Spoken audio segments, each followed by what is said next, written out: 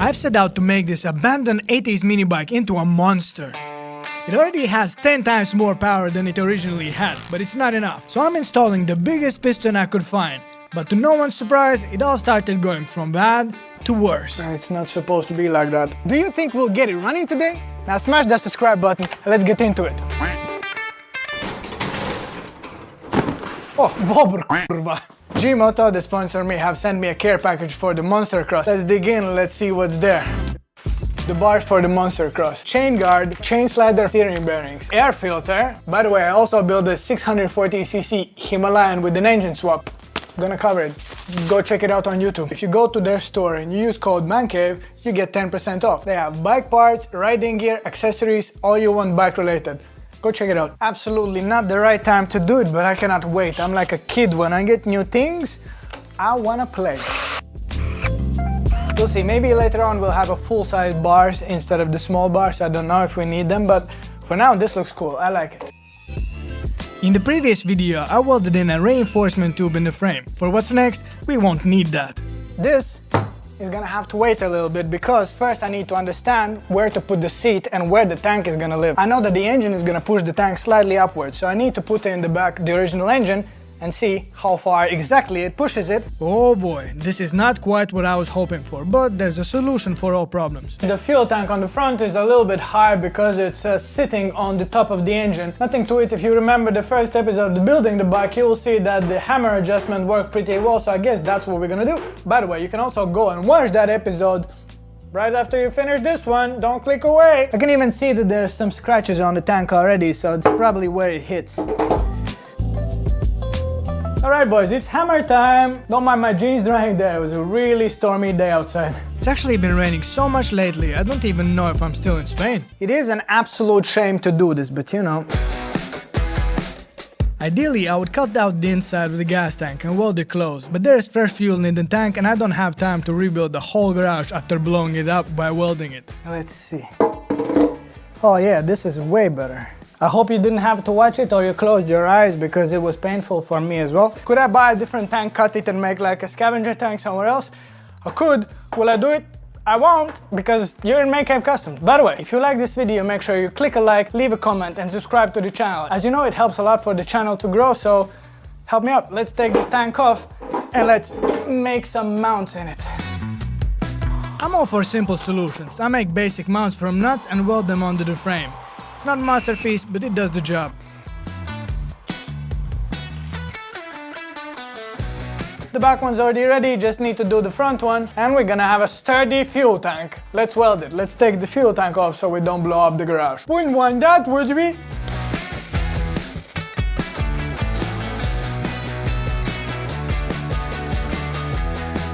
Damn, I'm getting good at this. The tank mounts are done, and they line up.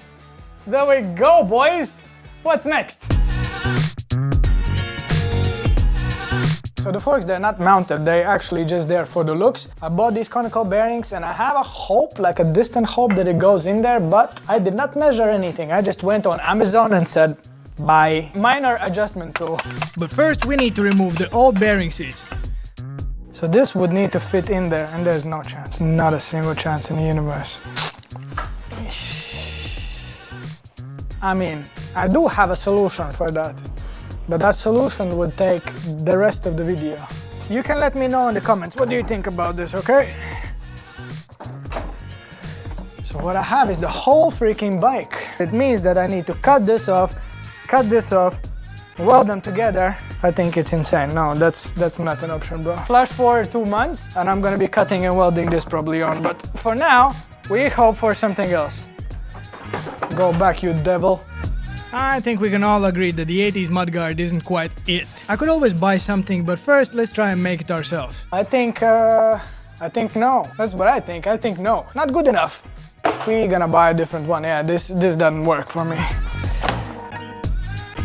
Okay, boys and girls, we are at the meat of the episode. Previous episode, we fit the new cylinder on and the bore of the cylinder was too big and did not fit in the engine block. It's considerably bigger. Look at that. This one almost eats it. Yum, yum, yum. You can see about how much I'm gonna have to take off. All of this. This is what I bought, okay? This is awesome. It's really bitey. The next 7 hours of my life looks like this. that's what we're gonna be doing. Ooh. So basically this is my setup. I have a vacuum that I'm gonna have a super close. Now we take the drill, we put the Dremel on, and we start dremeling. We take the drill, we put the Dremel on, we start dremeling away. I masked off the crankcase opening as well as the crank as carefully as possible and start slowly chip away at the aluminium block. Much to my surprise, the Dremel works great. The shop vac somewhat did its job and kept most of the shavings away from the crankcase.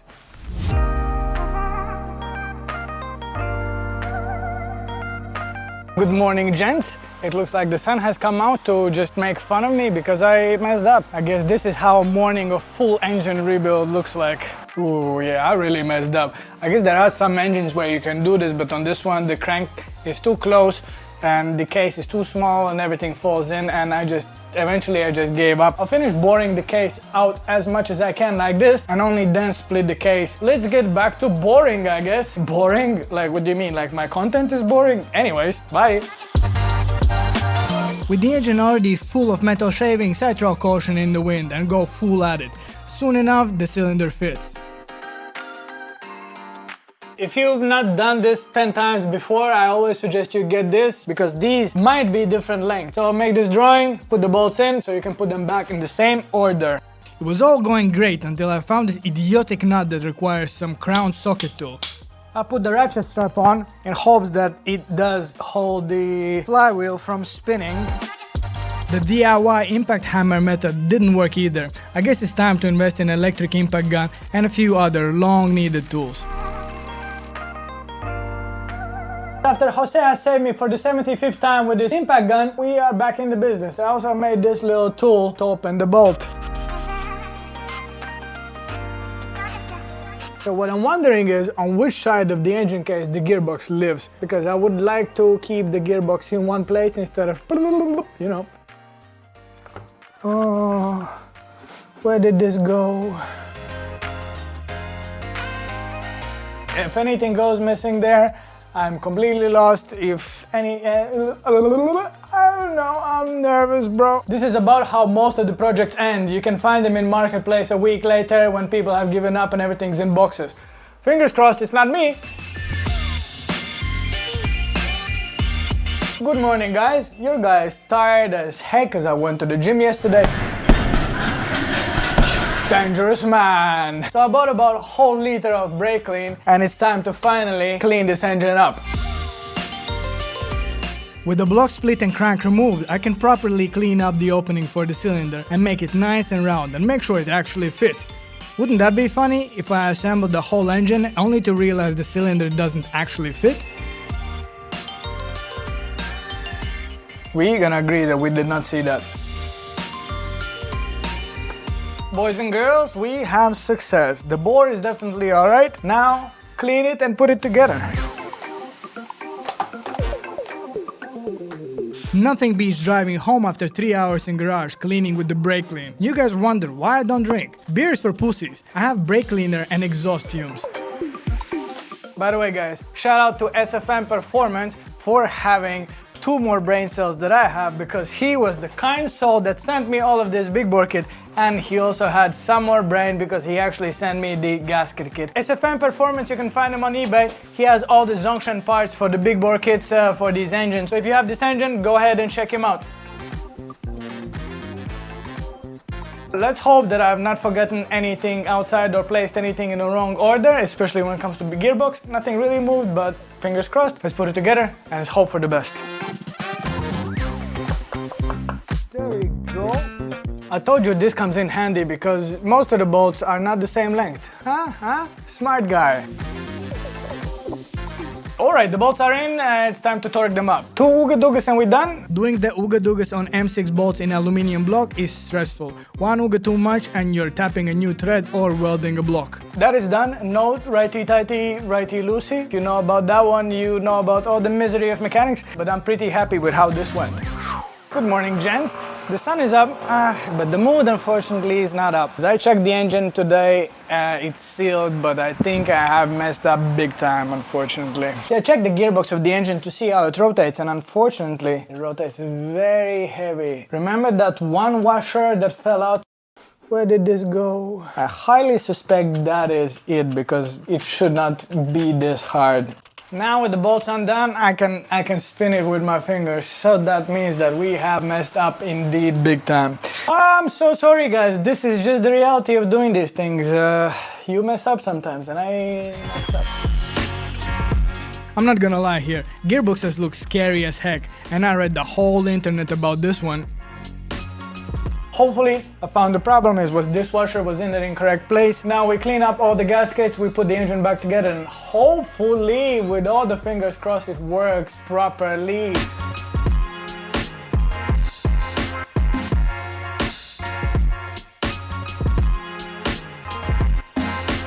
Every time I put on the block and I tighten 1 or 2 bolts around the gearbox, it immediately stiffens up. It's not supposed to be like that. I cannot find what it is that's messing this up. By my calculation, this is attempt number 4. And guess what? Nope, it still doesn't spin. I don't get it. I don't get it, guys. I have no clue.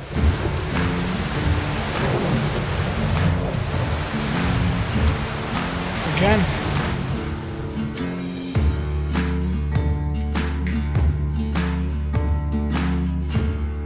After hours and hours of grueling and boring work, I think I've located the problem. This gear right here is absolutely annihilated. The bushing material here has squeezed out way above the actual gear. That is what's causing this to be squished with the engine block, and in return basically not allowing the engine to spin properly. Well, we have no other options than to clean this up so that it's not protruding 7 meters outside the engine, and put it back together. At some point I'll need to fix this, but it sounds like a problem for another day. All the bolts are closed, this should spin. We shall have a big bore. It's okay, it's okay, it's okay. Shh. Oh my god, you have no head! It's been a rough couple of days dealing with that goddamn gearbox, but finally we are there. Finally we'll put the piston inside the engine and get it started. Fingers crossed it actually starts, or we still have a kickstart, because otherwise we have no way to start it.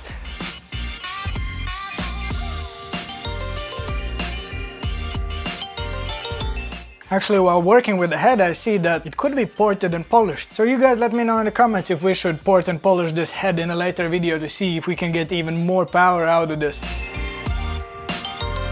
Next up, piston rings. Make sure you lubricate them well and check the order how these go and which direction they face. A mistake here could destroy your top end. Here, make sure that you close the engine areas, because that pin can go flying, and if it goes flying inside the engine, it makes for a really bad day.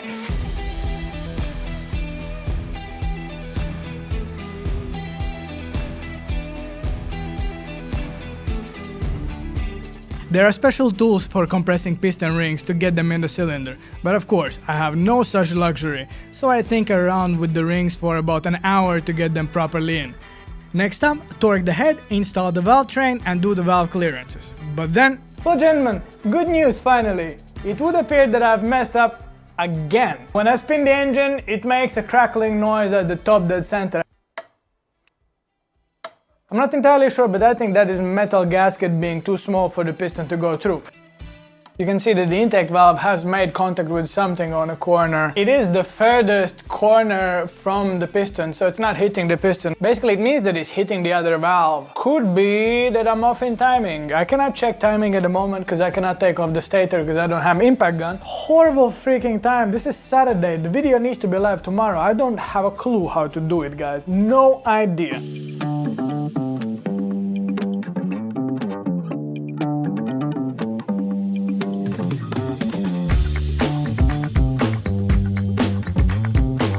And just like that, another 2 weeks have passed with almost nothing to show for and nothing getting done. It just sometimes works like that. I hope you enjoyed this video. Make sure you subscribe to the channel, it helps a ton. And I'll see you in 2 weeks' time. Stay tough, motherfuckers.